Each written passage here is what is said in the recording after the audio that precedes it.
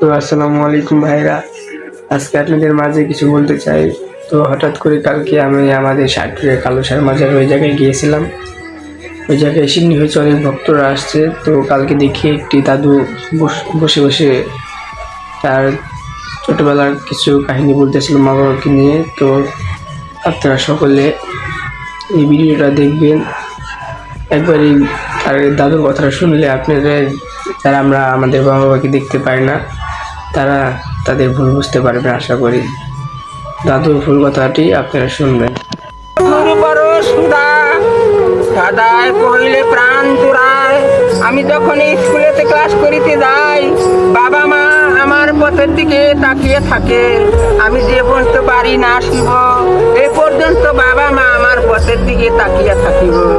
আমার উস্তাদ শিক্ষক যখন করিব ছুটি, তখন আমি দৌড়িয়া দৌড়িয়া বাড়ি আসি।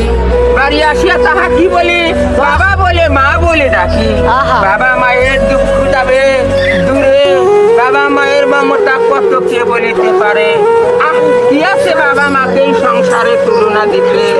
আমি যখন শৈশবে শিশুকাল ছিলাম, বাবা মা আমাকে কত কষ্টে যত্নে লালন পালন করিয়াছিলেন। বাবা মায়ের একাঙ্গ পথে পুষ মাঘ মাইসা শীতে, বাবা মায়ের একাঙ্গ পথে জ্যৈষ্ঠ আষাঢ় মাইসা দিনে।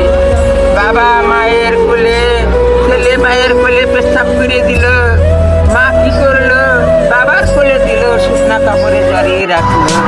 মা কাপড় পরতে গেল, বাবার কোলে পেশাব করে দিল, বাবা কি করিল, মায়ের কোলে দিল, শুকনা কাপড়ে জড়িয়ে রাখলো। নিমিনি দাঁড়ান যদি হয়ে যায়, সেই জন্যে মা